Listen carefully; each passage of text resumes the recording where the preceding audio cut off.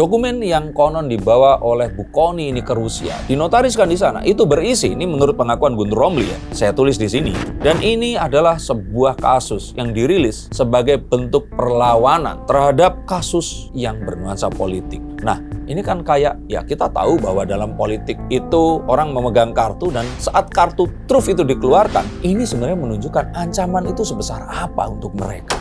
PDIP ini mengancam akan membuka kotak Pandora yang sangat besar, yang akan menggegerkan dunia politik di Indonesia. Mengapa kasus yang dianggap sepele, seperti kasus Harun Masiku, suap yang dilakukan oleh calon anggota DPR ini harus diganjar atau dibalas dengan sesuatu yang sebesar itu? Ataukah ini hanya membuka sebuah realita bahwa sejatinya ini bukan kasus yang sepele, ini adalah kasus yang sangat besar. Sebesar apa?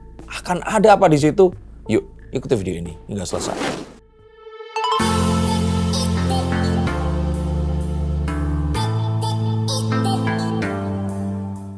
Halo Sainsikers, kembali berjumpa bersama saya Denny Darko. Tidak ada yang namanya misteri. Yang ada adalah tanda-tanda yang kita semua coba untuk mengerti. Dokumen yang konon dibawa oleh Bu Kony ini ke Rusia, dinotariskan di sana, itu berisi, ini menurut pengakuan Guntur Romli ya, saya tulis di sini, berisi skandal kasus korupsi yang melibatkan petinggi negara baik yang menjabat atau yang sudah tidak menjabat. Tidak hanya itu, ini ada juga kriminalisasi terhadap Anies Baswedan dengan segala upaya dan juga buktinya. Dan petinggi penegak hukum yang menyalahgunakan kekuasaannya untuk selesaikan masalah pribadi anak mantan penguasa. Apakah Felicia Tisu dan Kaisang? Dan ini adalah sebuah kasus yang dirilis sebagai bentuk perlawanan terhadap kasus yang bernuansa politik. Nah, ini kan kayak, ya kita tahu bahwa dalam politik itu orang memegang kartu dan saat kartu truf itu dikeluarkan, ini sebenarnya menunjukkan ancaman itu sebesar apa untuk mereka. Hasto Kristianto belumlah ditangkap, tapi sudah dinyatakan sebagai tersangka. Nah, sambil harap-harap cemas, mereka dokumennya ini dibawa, isi dokumennya divideokan, dijadikan konten mungkin seperti itu, yang setiap saat akan bisa dirilis. Ini mirip seperti film-film thriller di mana kejahatan tingkat tinggi yang melibatkan mafia politik dan hukum itu terjadi. Saya pikir kalau nggak ada penahanan dan ditetapkan sebagai tersangka dan dia nggak merasa bersalah, saya pikir harusnya nggak akan kebakaran jenggot seperti itu. Ini kayak kebakaran seluruh tubuh kan, jenggotnya aja gitu. Yang mana sebenarnya saya melihat ini sebenarnya jujur ini kasus yang sepele. Karena akan selesai jika Bu Mega ini nelpon Pak Prabowo dan ketemuan. Mungkin perlu dimasain lagi kayak dulu. Sehingga saya yakin ini adalah sesuatu yang besar, yang sangat besar, yang PDIP ini yakin Pak Jokowi itu tahu, dan sebenarnya deg-degan juga kalau Pak Jokowi nanti akan buka. Tapi kan kita tahu sebenarnya Pak Jokowi ini kan nggak suka buka-buka seperti itu. Betul kalau ternyata memang ini disasar satu demi satu. Tapi kita akan tahu bahwa sebenarnya ini adalah perebutan kekuasaan yang ya wajar terjadi di perpolitikan di negeri ini. Dan ini pasti sangat besar karena secara tidak langsung ini menuduh pemerintahan Pak Prabowo. Lah Pak Jokowi sudah pensiun, dia ada di Solo. Terus kemudian Guntur Romli mengatakan bahwa kenapa tidak dibawa ke penegak hukum karena adanya yang ngambil kasus-kasus seperti ada pemerasan di Jakarta Warehouse Project atau DWP kemarin itu. Terus kemudian kasus-kasus yang melibatkan penembakan anak SMP atau apa. Pokoknya kasus-kasus yang melibatkan polisi akhir-akhir ini dijadikan sebuah tolak ukur mengapa hal tersebut tidak dibawa ke pengadilan atau ke kepolisian. Artinya mereka sendiri udah nggak percaya dengan polisi dan penegak hukum. Bahkan Bu Kony ini sering mengatakan polisi yang merah putih seakan-akan dibelah. Ada yang memang ya seperti oknum yang dituduhkan, ada juga yang memang merah putih ini dianggap setia dengan PDIP.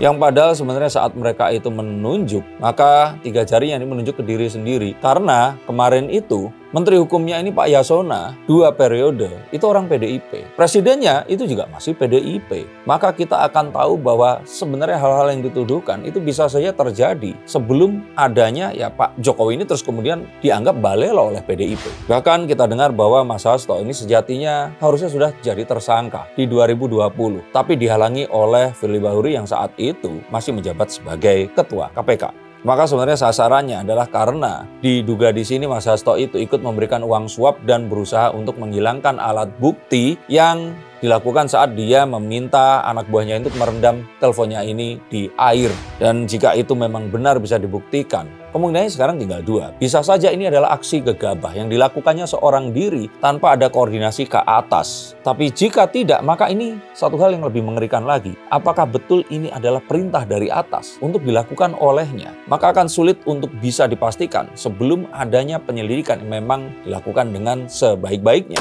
Stop dulu sebentar untuk kalian semua yang merasa atau menganggap bahwa saya hanya membacakan tarot untuk artis-artis. Kalian salah. Kalian pun berkesempatan untuk bertatap muka dengan saya atau menanyakan apapun yang kalian ingin tanyakan, dan biarkan kartu-kartu saya di sini mencoba untuk mencarikan alternatif jalan keluar dari pemecahan permasalahan yang terbaik untuk saat ini dan mendatang. Dan saya jamin ini semua akan private. Hanya kalian dan saya yang akan mengetahuinya. Apapun permasalahannya. Karena saat sebuah masalah terjadi, sebenarnya sebuah solusi itu menanti. Dan siapa tahu solusi terbaik dari permasalahan kalian akan ketemu saat kalian ngobrol dengan saya dan izinkan saya untuk membuka setiap kartunya kepada kalian. Hubungi segera nomor di bawah ini dan pastikan nomor ini saja dan izinkan saya untuk membantu memecahkan permasalahan apapun yang kalian alami. Semoga informasi ini bisa membantu kalian memecahkan permasalahan kalian. Oke, lanjut ke konten yang berikutnya.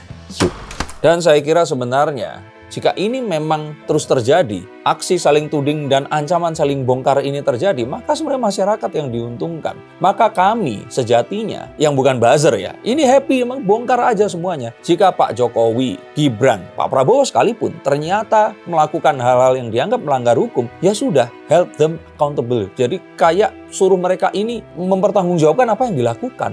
Tapi jika itu benar adanya, maka jika ternyata nanti apa yang dituduhkan atau kotak Pandora yang ternyata dibuka ini, ternyata hanya yang keluar bukan, ya itu kalau di Mesir kan skarab ya, yang bisa membunuh orang.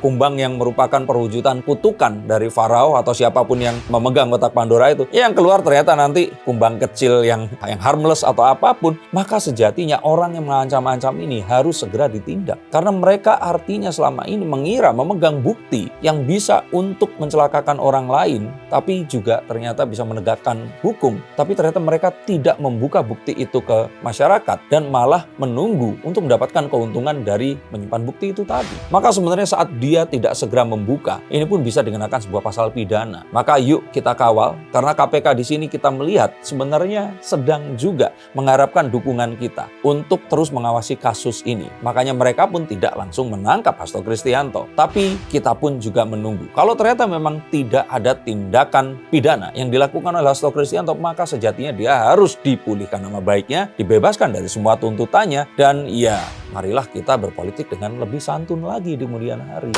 Untuk kalian menyukai kasus ini, silahkan untuk mengikuti dan subscribe channel saya. Untuk yang ingin dibacakan kartunya, hubungi nomor di bawah sini. Terima kasih, sampai jumpa, dan selamat tahun baru 2025.